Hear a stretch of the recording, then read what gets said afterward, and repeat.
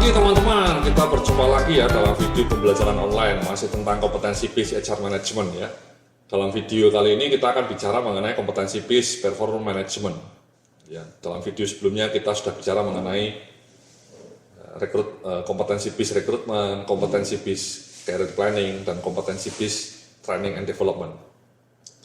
Nah ini sesi yang terakhir ya, jadi mengenai kompetensi BIS Performance Management. Jadi memang ketika kita melakukan penilaian kinerja itu mas ya, performance appraisal itu sebaiknya memang kita punya dua elemen mas. Elemen result yang diterjemahkan menjadi KPI namanya, dan elemen berlaku atau kompetensi.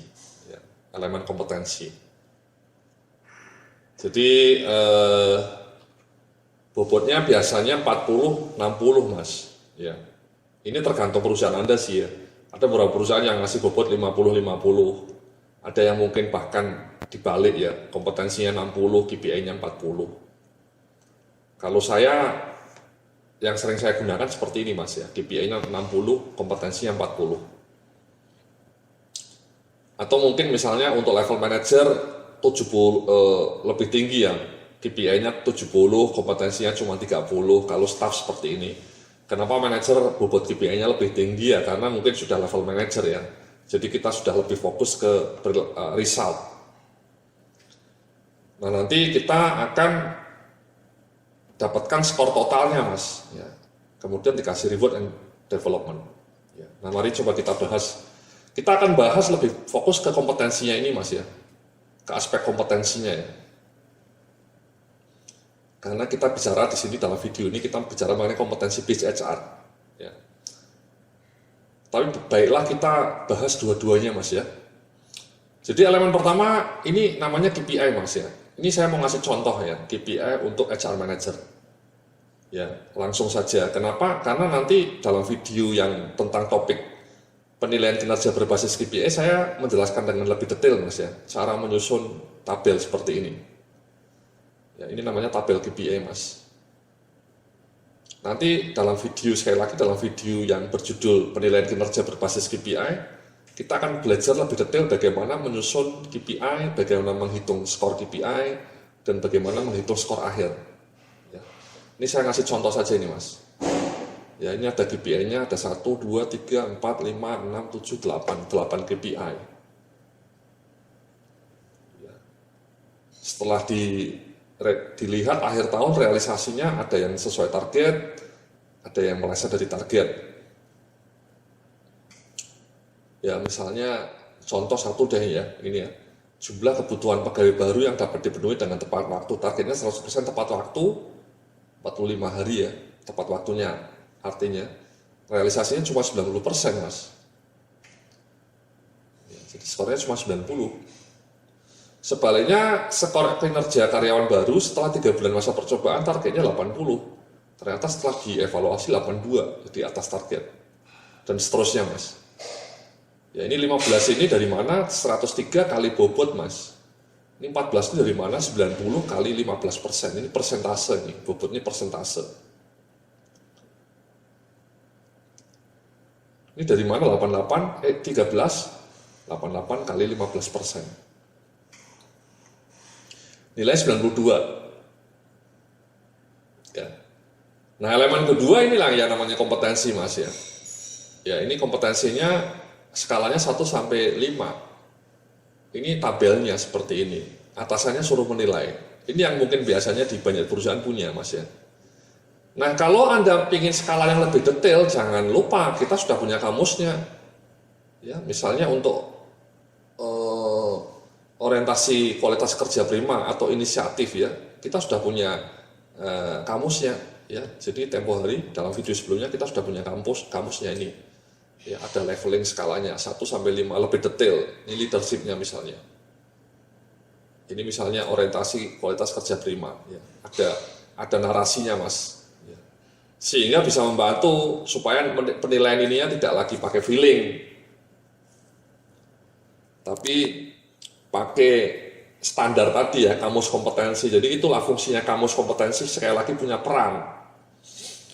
Ya, jadi nilainya 4, levelnya 4 itu skala master gitu ya. Kalau di sini kamus kompetensi memuat itu kecakapan lanjutan, kecakapan ahli. Ya, kalau 3 standar. Ya sama ya. Di sini bilangnya baik dan baik sekali.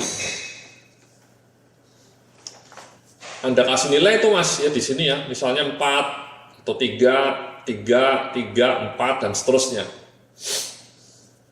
Atasannya yang menilai Mas, ya. Jadi berapa? Nah ini Mas, ini namanya elemen kedua, elemen kompetensi. Ya. Jadi penilaiannya kalau atasan memang ya. Kalau bisa atasannya harus punya catatan ya, record. Jadi penilaiannya tidak sembarangan, berdasarkan bukti-bukti berlaku. Nah setelah itu dinilailah Mas ya. Dinilai ya, misalnya ini dirumuskan dulu nih Mas yang nilainya ya. Jadi saya coba akan lihat ya di slide-nya ada yang ketinggalan. Sebentar Mas.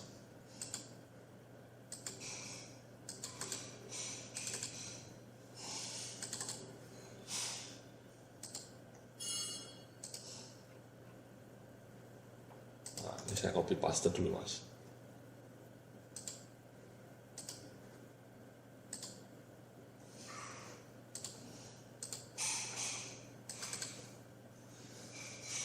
Jadi setelah Anda nilai, nah ini contohnya Mas, penilaiannya Mas ya. Jadi penilaiannya seperti ini ya. Jadi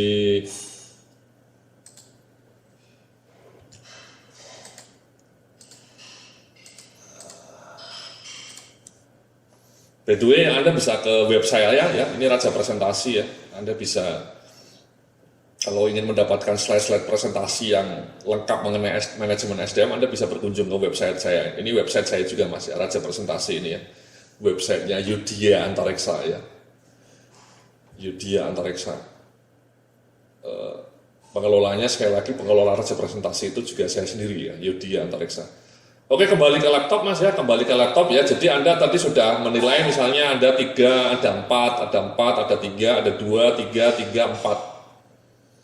Di total Mas, totalnya ini 26 dibagi 8 ya 3,25 ya. Kenapa 8? Karena ini kompetensinya ada 8 Mas. Nah 3,25 ini harus dikalikan 20. Kenapa dikalikan 20? Karena skala nilai KPI-nya 100 Mas ya. Ini skalanya kan 1 sampai 100 nih Mas, kontinunya 1 sampai 100, dia nilainya 92. Supaya ekivalen ininya dikalikan 20, kan ini 5 Mas skalanya. 5 supaya menjadi 100 dikalikan berapa Mas? Kan dikalikan 20 Mas ya, mbak-mbak ya. Bapak, ibu-ibu yang dimuliakan ya, yang mulia gitu ya.